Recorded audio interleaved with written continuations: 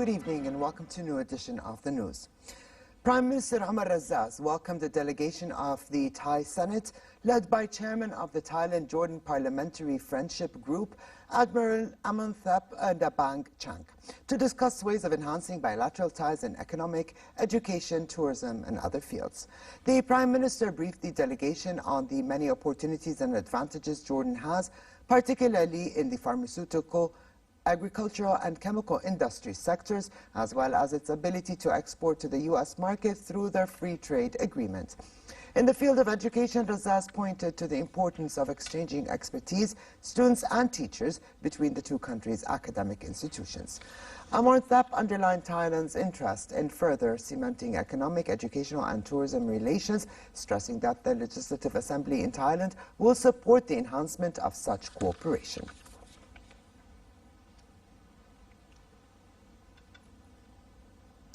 The lower house of Parliament passed the amended 2018 Public Administration Draft Law in a session chaired by Speaker Atif Tarauni.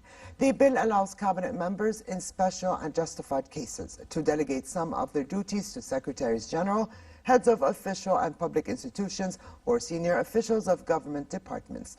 The draft law also permits the Secretary General or a person of similar rank to delegate any of their duties to a senior official of government departments, provided that a minister approves the delegation in writing, and it will be considered valid after it is published in the official gazette.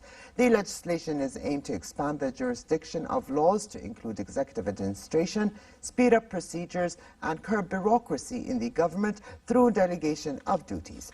The Cabinet passed the first article of the 2018 amendments to the Audit Bureau law before the Speaker adjourned the session to reconvene next Sunday.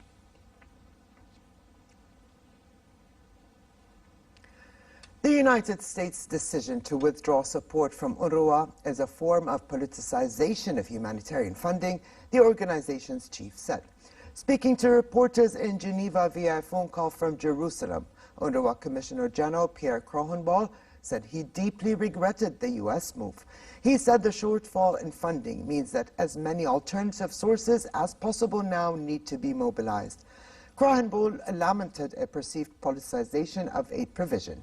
He said senior members of the U.S. administration reacted extremely positively to the agency's work following meetings in Washington late last year, adding that the only thing that had changed since that time was a hardening of tensions between the U.S. and the Palestinian leadership. I very personally deeply regret the decision. I think it is a form of politicization of humanitarian funding which should have been avoided. I say this because I'm very clear about the fact that the decision is not related to our performance, and this I can say clearly. The UN Special Envoy for Syria, Staffan de Mistura, has said panic is spreading among the 3 million citizens of Idlib province, as he suggested the Syrian government and its allies had set the 10th of September as a date for a full-scale bombardment of the last large rebel enclave. De Mistura pleaded with the Russian and Turkish presidents to look each other in the eyes and find a solution that avoids a humanitarian tragedy in the region. Vladimir Putin and Recep Tayyip Erdogan are due to meet in Tehran on Friday to discuss Idlib. De Mistura suggested that if their discussions fail, it is likely that as many as 800,000 citizens will try to flee the province, including over the border to Turkey. The northern province and surrounding areas are the last major swathe of territory held by insurgents. We all continue to wish, to ask, to hope, to avoid the battle for Idlib. That remains our firm point. We therefore ask more time to be given for negotiations, especially between Russia and Turkey, who are the main indirect stakeholders who are currently, while we're talking, have been talking until this morning, and who do hold, in my opinion, the key for a soft solution to the Idlib issue. Syria said Israeli planes targeted military positions in Hama and Tartus, but that Syrian air defenses confronted and downed some of the rockets. The Syrian state news agency said the planes had come at a low altitude from west of Beirut. The Syrian Observatory for Human Rights confirmed several explosions were heard in the areas near Hama city and around Tartus, as well as in the coastal city of Banyas. At least one person was killed and 8 others injured in the strike. At least 6 people were killed in Japan as Typhoon Jebi sliced across the west, creating havoc at airports and damaging buildings. Jebi, whose name means swallow in Korean, was briefly a super typhoon and is the latest storm to hit Japan this summer, following rains, landslides, floods, and record-breaking heat that killed hundreds of people. Evacuation advisories were issued for 1.19 million people, along with a stronger but non-mandatory evacuation order for a further 16,000 people. The meteorological agency said that if Jebi maintained its current strength of 216 kilometers per hour, it will be the first very strong typhoon to strike Japan since 1993.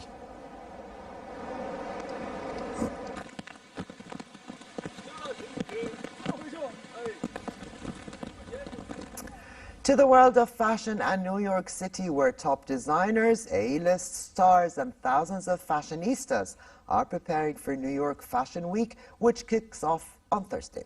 The week will host over 100 runway shows and presentations. Experts say the 80s will be a big trend, while metallics are expected to feature heavily. Among the top names to showcase their collection are Calvin Klein, Marc Jacobs, and Ralph Lauren, which is marking its 50th anniversary.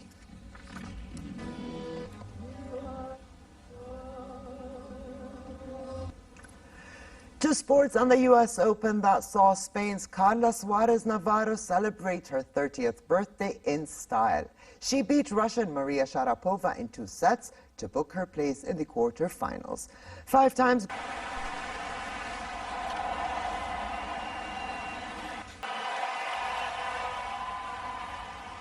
And finally, for a quick look at the weather, a slight drop in temperature is expected tomorrow to become around seasonal average, but it will remain relatively hot across many parts of the kingdom. Amman can expect a high of 32 degrees Celsius and a low of 18, while winds will be northwesterly moderate. The Dead Sea, the Jordan Valley, and the Gulf of Aqaba can expect hotter and drier conditions, with daytime temperatures in the port city at 41 degrees, dropping down to 28 at night. And with this, we come to the end of this edition of the news. I'm Ali Atuqan. Thank you for joining us. Have a good night, and I'll see you tomorrow.